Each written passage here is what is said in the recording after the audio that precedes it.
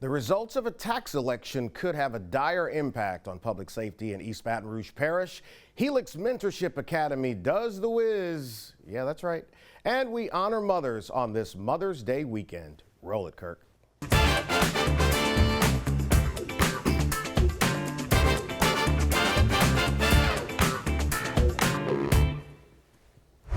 60% of voters this past weekend rejected a tax initiative by our district attorney's office.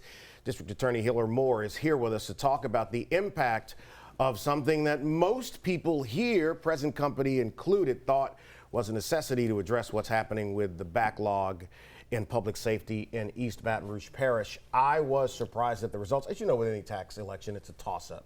Yeah. A 60-40 result is something that really caught me by surprise. What was your reaction to the results? Same thing. I mean, it kind of was set from the early vote. The numbers were similar to that. So, yeah, we were disappointed, but we thought it would be close just because it's a tax election. Looking back at it, we really started thinking about this at the end of the year when the mayor was asking for budget cuts and submitting budget cuts, which we did, and we were already at a dire spot.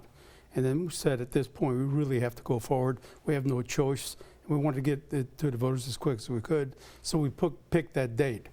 Now, when we picked that particular date that was open, we had a lot of things we had to meet to get there. I had no idea that the governor's 4 proposals would fail, all 4, 70-30. Yeah. I had no idea that the mayor Sid and the library would have the issues that they had. Right. And I had no idea that there would be tariffs that have been imposed on other countries. Right. And so people generally vote their pocketbook. And so I think those things really added to it. And I think that more than likely what the citizens were saying is that, hey, city parish, you got taxes that you're collecting for all kind of other things, and we hear there's surpluses. Can you make better use of the money that you have without taxing again? So I don't think it was a vote against fighting crime or the DA's office. Sure. I think it was more voting your pocketbook and saying, hey, you guys figure this out with the money that you have.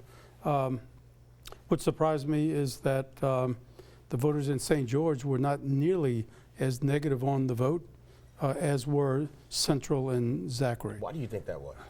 I don't know. Yeah, I think Central and Zachary had other things that we're voting on that they also voted against. Yeah. And they came out for that and voted against those. But I was pleasantly surprised at St. George. I thought, had you told me those would be the numbers that I lose by just a small percentage, I would have said that would be a victory overall. Also, the message was complicated to get out and very hard to get out and cost a lot of money. So we had to raise money for this.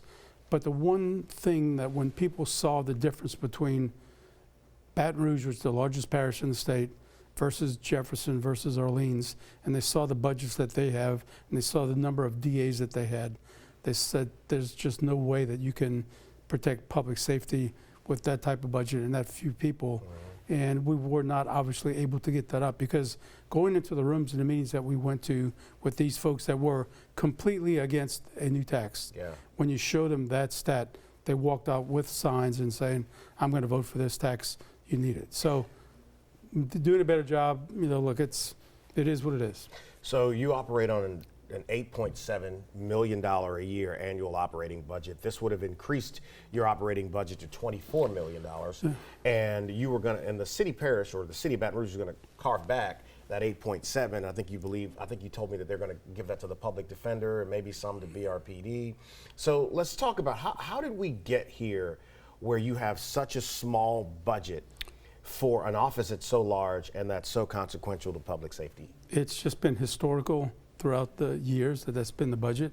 And under an interpretation of the law, only the residents of the city of Baton Rouge pay for the constitutional offices, that is the DA, public defender, coroner, sheriff's office, and the other cities don't have a special line item.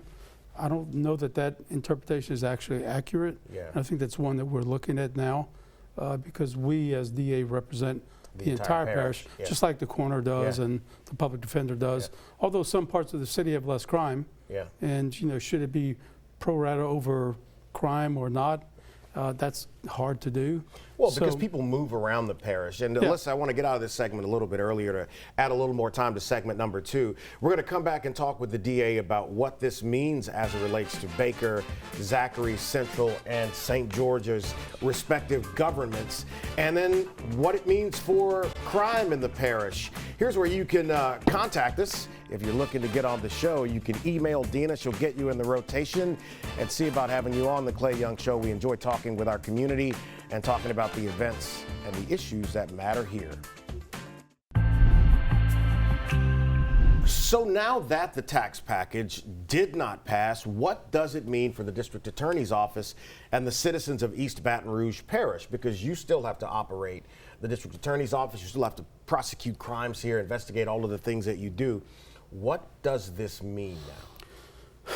Really not sure. We're trying to reassess now and look at what we can do internally to speed up the process, but we have so many cases backlog since COVID. We're trying a case right now. That's the murder of a young child that was put in a suitcase and dumped in the swamps of Mississippi. That case is 3 or 4 years old due to the complexity of the case, but also the COVID years. Yeah. So that's kind of where we are in our cases, and that's not really the way to have justice. I'm afraid that I'm probably going to lose more talented assistant DAs because of the inability to just even give a cost of living raise over the last 2 or 3 years. Not only attorneys, but investigators, analysts. But we're going to continue to do our job, continue to fight as hard as we can. We have already met with the mayor and his staff. Hopefully we'll be able to meet with city council folks to see if there could be a mid-year budget adjustment if there is money. Met with the governor, asked the governor if he can consider calling a meeting of this appropriate committee to add more assistant DAs. That's the only money that the state gives us. To put us on par maybe with Jefferson and Orleans, which will help us. So we're looking at everywhere we can, any kind of grant that's out there, we're looking at. So it's a challenge right now.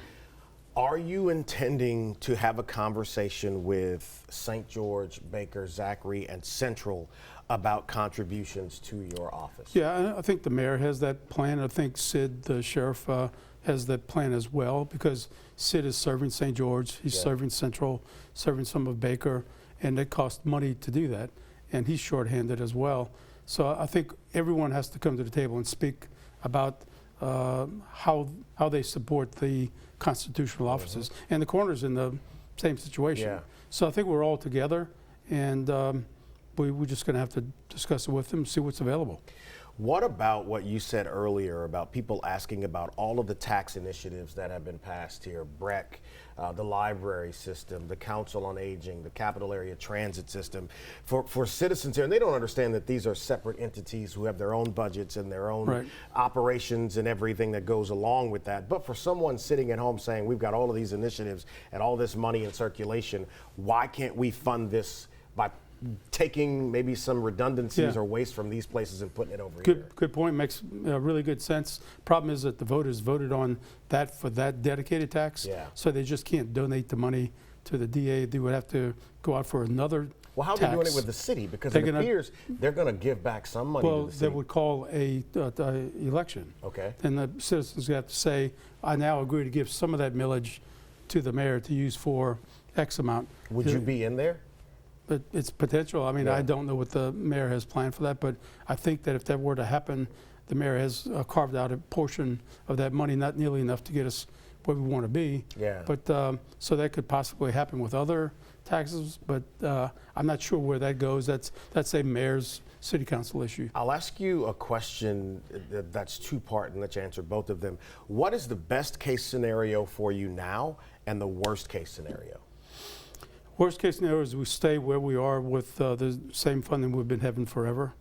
Best case is that there's some big money tree that the mayor shakes and comes out with an additional $6 to $10 million that we can get up to speed. That's probably not going to happen. It'll have to happen slowly.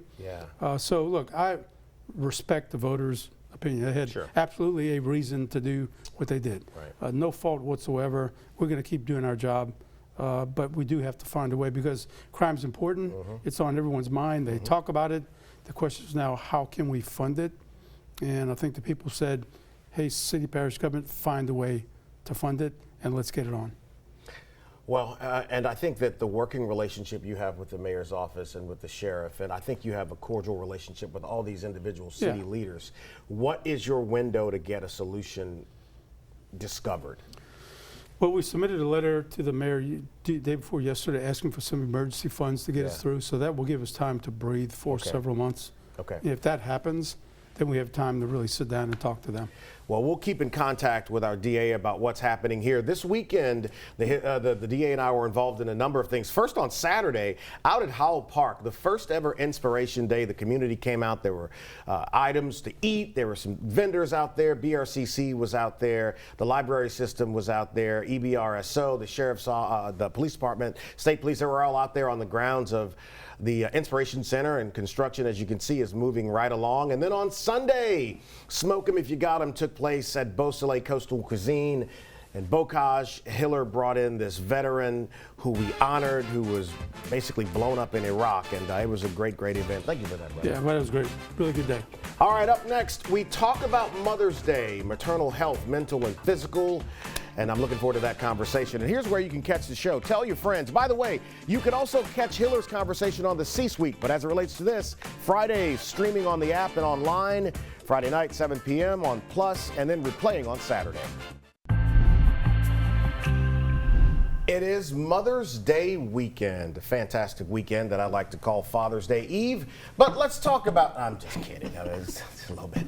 Let's talk a little bit about maternal health, a very serious subject. Recently at the state capitol, some ladies and officials got together to highlight the issues that some mothers in our community are dealing with, some really shortcomings in systems that support mothers in and around Louisiana. And Dina Christie and Yensine Speed, I killed it, are here to talk about maternal health. I'd like to ask both of you your grade. You're both professionals. Your grade on maternal health here and the way women are taken care of in the medical system from your perspectives. Okay. Well, I would say right now, if we kind of look at March of Dimes and just the overall sense in Louisiana, we're always at a D or an F for maternal and child health. Yeah. And part of that is because of just the limited resources that we have for moms. Just basic care for moms on a regular basis in rural communities as well as in urban communities is sparse. Sometimes we are seeing issues when it comes to Medicaid coverage, when it comes to coverage after having your baby. Then just the support system itself. We know that in Louisiana, African American women are 3 to 4 times likely to die due to birth complications and or after birth. We also have one of the highest infant mortality rates in the country. And so when we look at that, we look at the fact that having doulas, having assistants, having case managers, being able to work with women during their pregnancy is vitally important.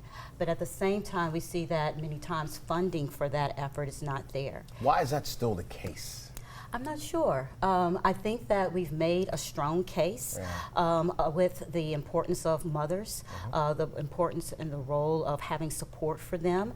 But I think that people feel sometimes that pregnancy is just a part of life and moms should just be able to get through it, but they're not aware of all the medical complications, the mental health complications that occur, the stressors that our moms are in. We're in one of the poorest states in the country, and so being able to have access to mental health care, being able to have access to care and provisions when it comes to nutrition, when it comes to food, when it comes to social services. Unfortunately, we're in a state that we have a high domestic violence rate, and so that plays a factor into it as well. Yensine, same question about the grade. Yes, I would give it a low D, and here's why. Maternal mental health is the #1 pregnancy complication in the United States, and 1 in 5 women actually will experience some form of a perinatal mood or anxiety disorder during pregnancy or thereafter. And I just feel like there aren't enough resources as it pertains to maternal mental health. There aren't enough therapists to deal with the demand of moms who require specialized treatment. The medical centers, a lot of the mothers don't receive treatment at the actual site, so they have to receive outpatient treatment. I believe Medicaid reimbursement can be much higher for therapists so that therapists would actually want to get on the Medicaid panels. So there's a lot of work that needs to be done.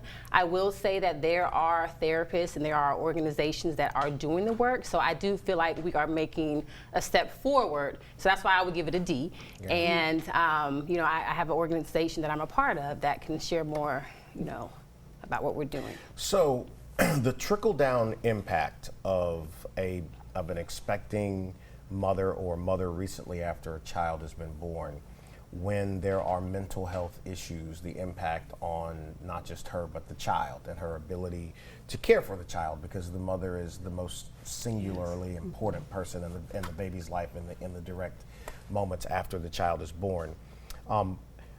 Are we improving in understanding the impact of postpartum depression and some of the other stressors that Dina mentioned earlier? Are we improving at all? I mean, definitely. I think we're improving in it. That first of all, we've had people come out that are well known throughout the country to speak about their own personal experience with postpartum depression. I think being able to differentiate between someone just having the baby blues versus someone having postpartum depression. Explain that. And I'm going to I've never heard the phrase.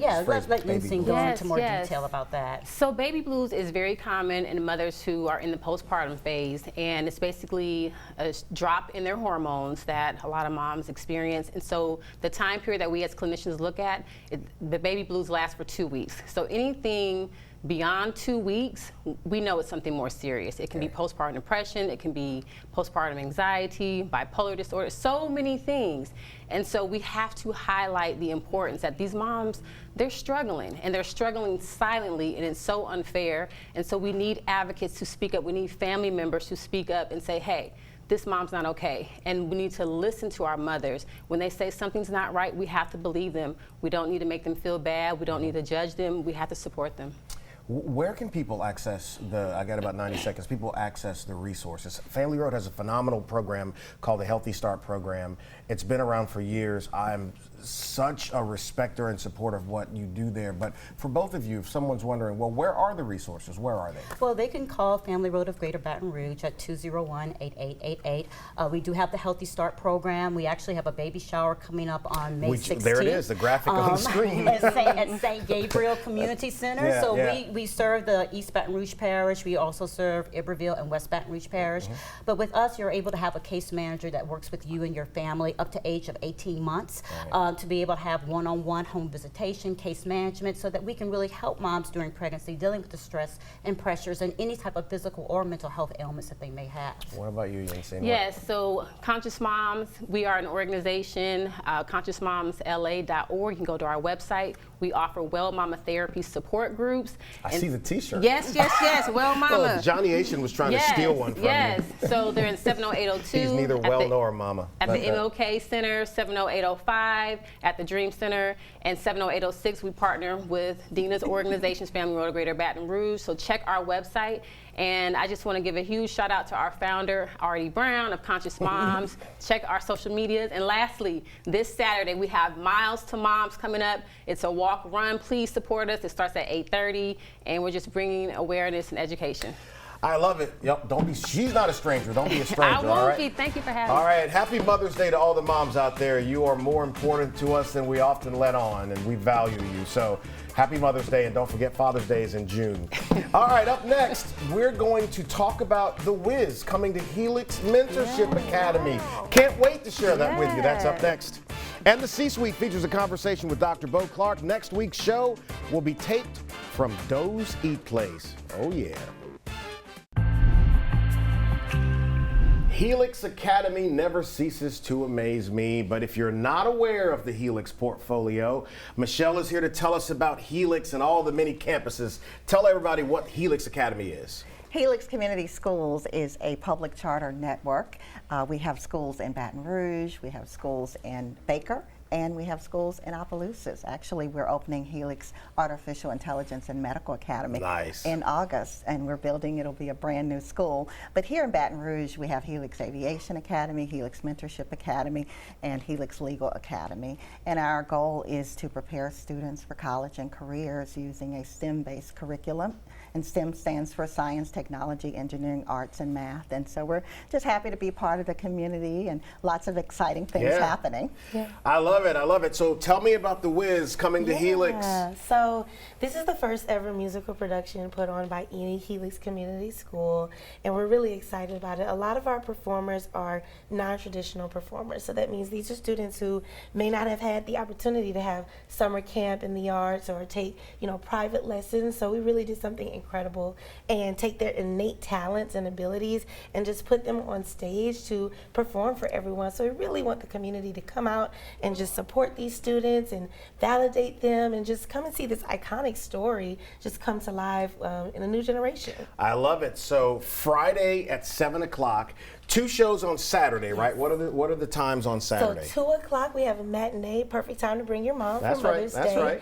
And we also have at 8 o'clock on Saturday as well. And all of this is taking place in the Frank Hayden Theater on Southern University campus. Nice. So we've had an opportunity to partner with the Southern University Thespian Society, and it's been really, truly amazing to work with them and get the college students to mentor the high school students as we work together on this journey of putting on this amazing musical. And Friday is actually Helix Family and Friends Night. So we want to invite all your family, your friends to come. It's going to be a wonderful show. She has been working tirelessly on this. The students have been working tirelessly too. I'm very impressed at what Helix does for families and kids in this community. And Michelle and I were just talking. We're going to do a C-Suite podcast out at the hangar at Aviation because it's so cool out there. Or, maybe we'll do one downtown at Mentorship. Who knows? I'm just a fan of what Helix does. Quickly again, less than 30 seconds. How can people find out about The Wiz this weekend? Yes, so you can visit our Facebook pages, Helix Community Schools, Helix Mentorship